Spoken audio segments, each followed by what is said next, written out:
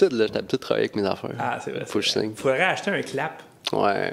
Ça serait... Ça serait professionnel. Là, c'est moi qui passe ça. Ouais, faudrait que tu partes, ça. Pourquoi tu... Pour la sync? C'est la sync. Il est Ben, déjà synké. Ouais, c'est vrai.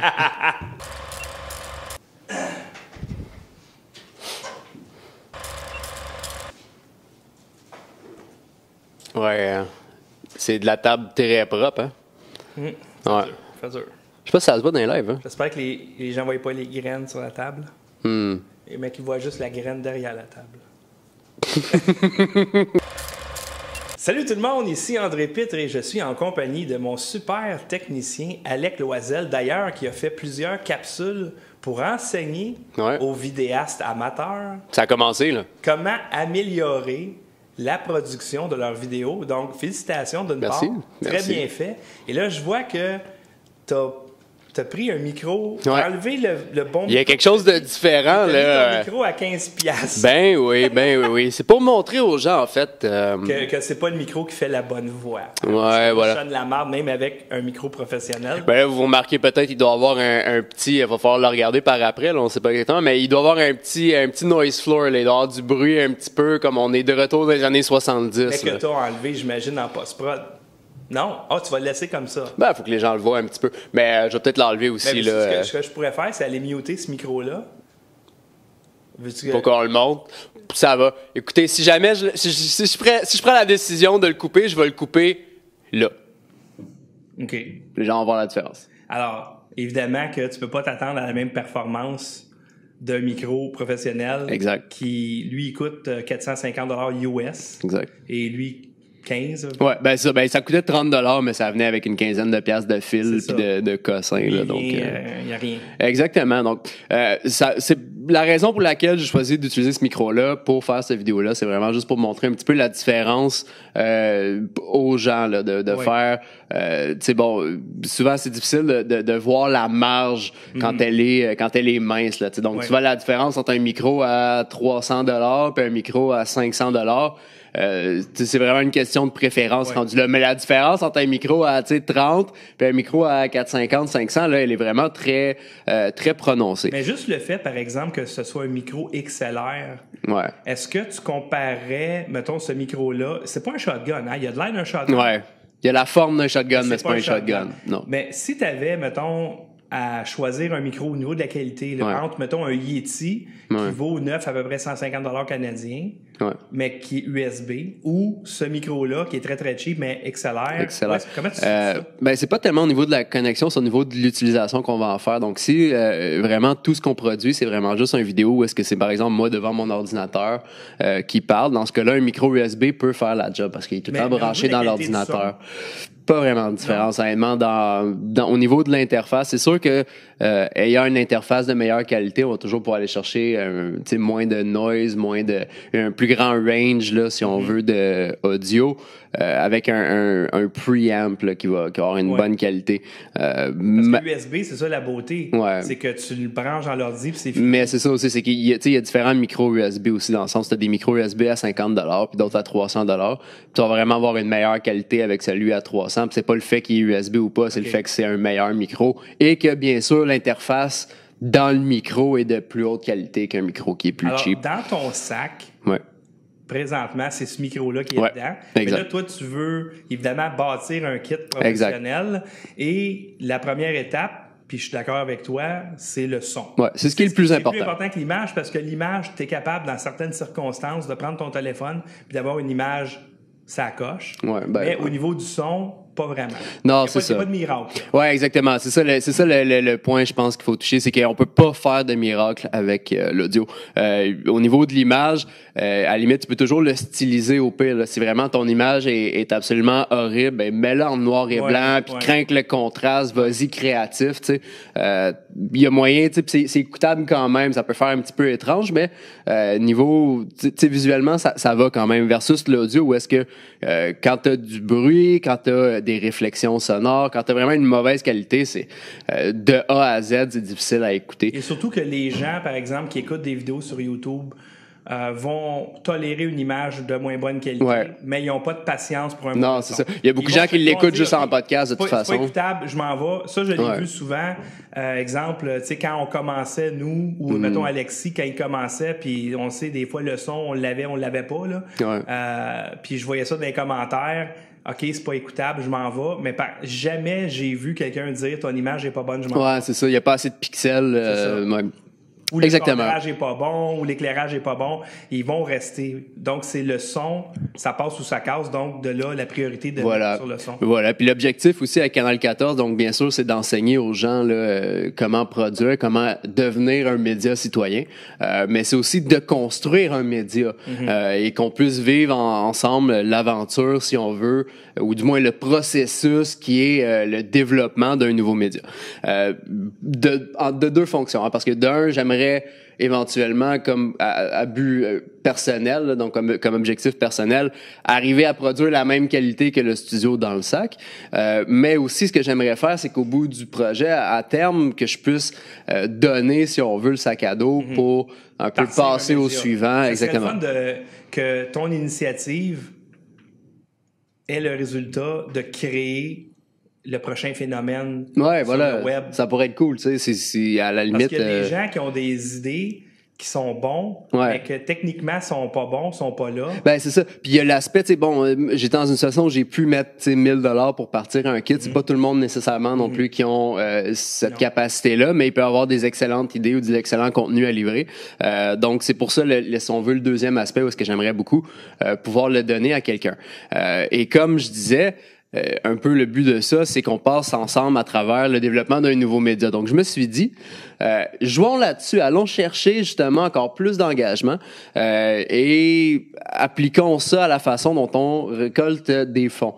Et puis, donc, ça a pris la forme que ça a actuellement. Vous pouvez voir dans la description, il y a un lien vers la campagne Vidéon pour Canal 14. Donc, c'est vidéon.tv/campagne/Canal 14 Télémétropole.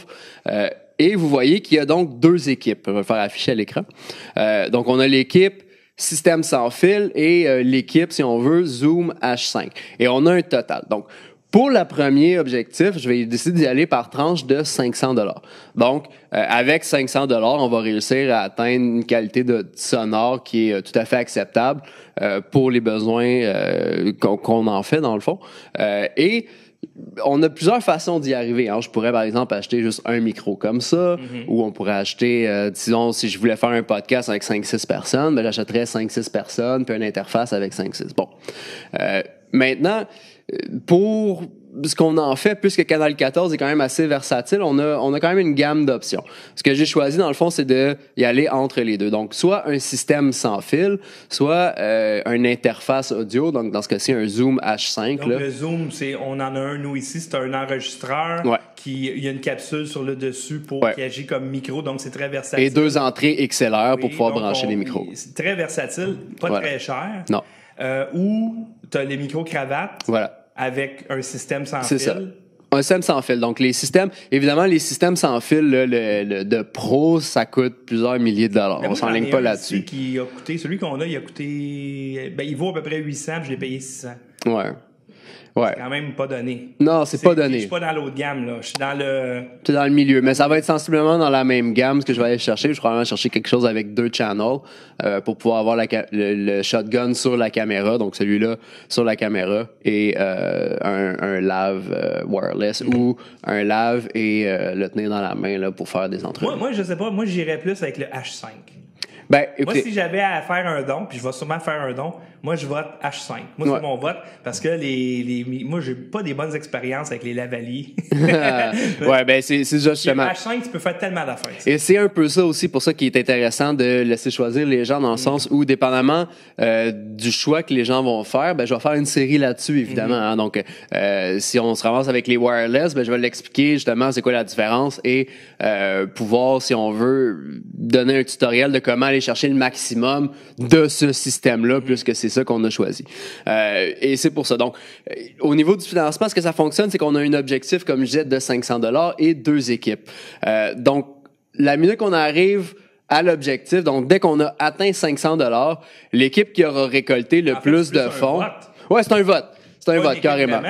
Ben, c'est ça. Ben, dans le fond, c'est que le côté, disons, le choix, c'est la démocratie. Ouais, c'est ça. Le choix qui aura récolté le plus de dons, ça va être avec ça qu'on va y aller. Donc, si par exemple, on a, je sais pas, 450$ ou disons 350$ pour le système wireless et 150$ pour le Zoom, bien évidemment, les 500$ vont être dépensés pour le wireless, mais on va choisir le wireless. Et je vais vous faire une série sur le système wireless et aussi sur l'achat. Donc, c'est quoi les options que j'ai, lequel je choisis, pour quelles raisons est-ce que je le choisis, et ensuite des tutoriels d'utilisation.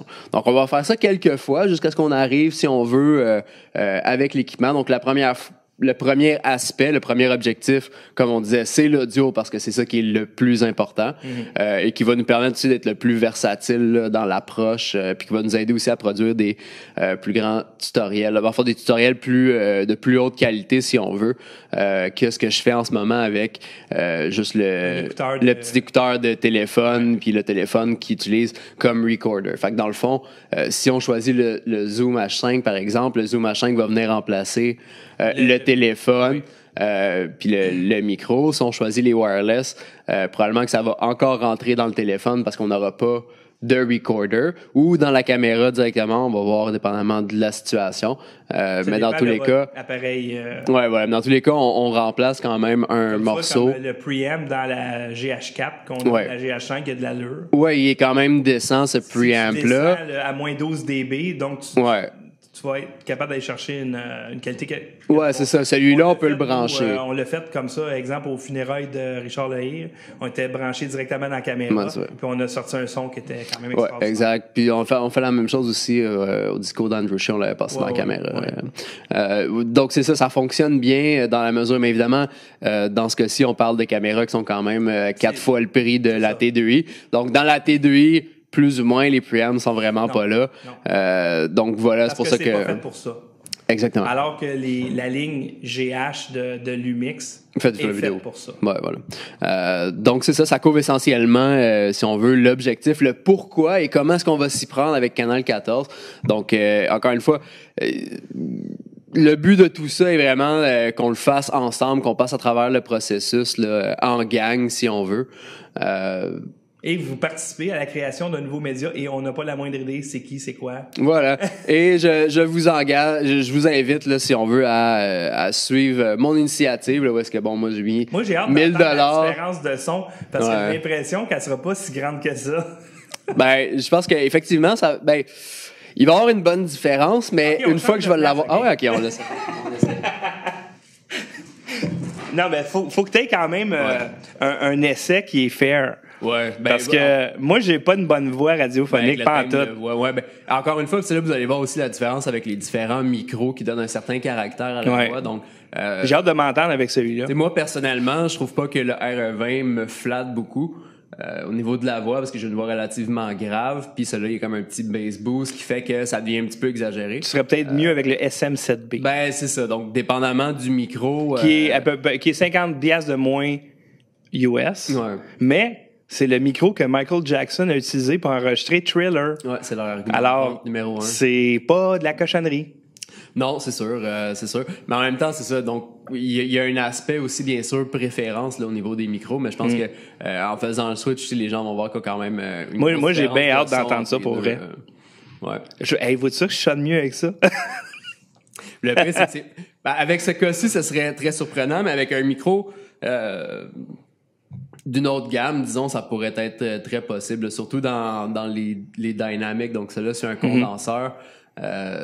Ça capture vraiment une image plus précise du son qu'un dynamique qui va y donner un certain caractère, mais qui va avoir une meilleure réjection. Mais ici, le problème, c'est que c'est l'écho. Ouais. Ce micro-là... C'est sa force. C'est sa force. Ouais.